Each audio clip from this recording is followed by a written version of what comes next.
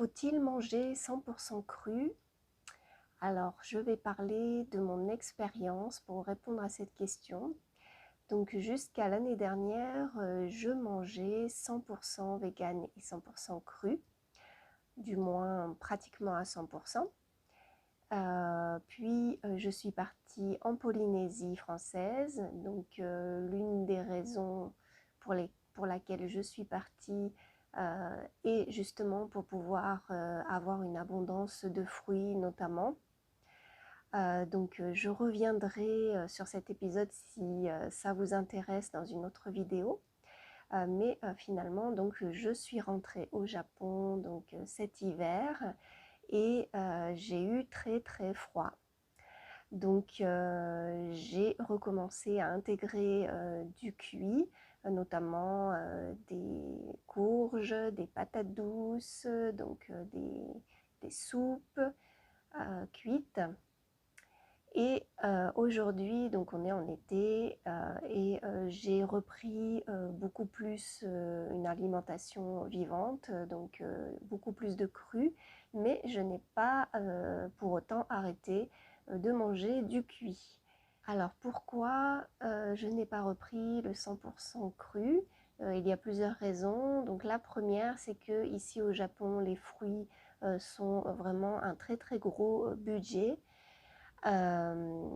Donc quand j'étais passée au 100% cru, j'ai ressenti le besoin de manger de plus en plus de fruits. J'avais même de moins en moins envie de légumes. Et donc là, ce n'était pas possible financièrement. Donc la deuxième raison, c'est que je n'ai pas encore pu racheter tout mon matériel, donc un blender puissant, un déshydrateur. Alors évidemment, vous n'avez pas forcément besoin d'avoir un matériel spécifique pour pouvoir manger 100% cru. Ça c'est certain.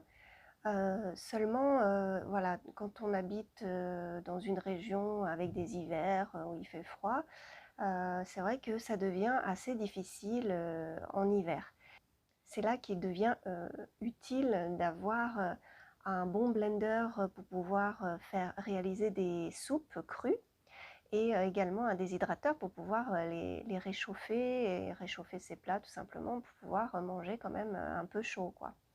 D'ailleurs, c'est ce que je faisais donc avant de partir en Polynésie, donc l'hiver d'avant. C'est ce qui m'a permis de pouvoir tenir en 100% cru même en hiver. Donc je mangeais également plus de noix et de fruits secs, donc c'était bien rassasiant et réchauffant. Donc cet été, donc, comme je disais, donc le budget fruits est assez conséquent. Donc par contre, on a eu la chance cette année de pouvoir cultiver nos légumes en bio. Donc ça, vraiment, c'est un réel bonheur. Mais c'est vrai que ça ne suffit pas pour pouvoir être 100% cru. Donc voilà, je me suis dit que de toute façon, voilà, il faut simplement s'adapter, donc s'adapter à sa situation, s'adapter au climat également et donc écouter en fait son ressenti et son corps, hein. Donc ça, c'est vraiment le plus important. Donc en ayant testé les deux, je dirais que quand j'étais passée au 100% alimentation vivante, je me sentais beaucoup mieux mentalement et physiquement.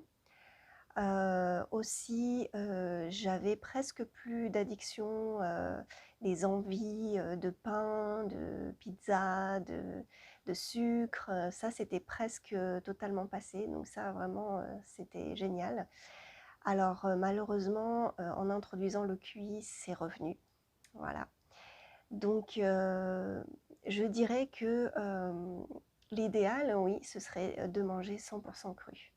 Voilà. Seulement, donc on ne peut pas forcément. Il faut s'adapter à sa situation, au climat et surtout écouter son corps. Voilà. Si vous sentez que vous avez besoin de manger des pommes de terre, des patates douces, de la courge, peu importe, je pense qu'il faut écouter son corps. Voilà. Il faut y aller petit à petit et de toute façon, comme quand je suis passée au 100% cru, c'était vraiment un ressenti, un besoin, voilà, qui me poussait à manger de plus en plus de fruits et du coup de moins en moins d'oléagineux, de fruits secs. Voilà, mais ça s'est fait progressivement, voilà, juste en écoutant mon ressenti. Voilà, donc moi personnellement, j'aimerais reprendre le 100% cru. Donc je verrai donc en fonction de cet hiver, comment je ressens les choses. Mais de toute façon, ce qui est certain, c'est que je mets du cru absolument dans chaque repas le plus possible. Et voilà, si d'ailleurs vous avez la possibilité de faire des jus de légumes, alors là, c'est le top, hein, le top du top. Donc n'hésitez pas, voilà, même en combinaison avec une alimentation cuite, ça sera déjà énorme. Voilà, donc faites à votre rythme et bonne cuisine. À bientôt.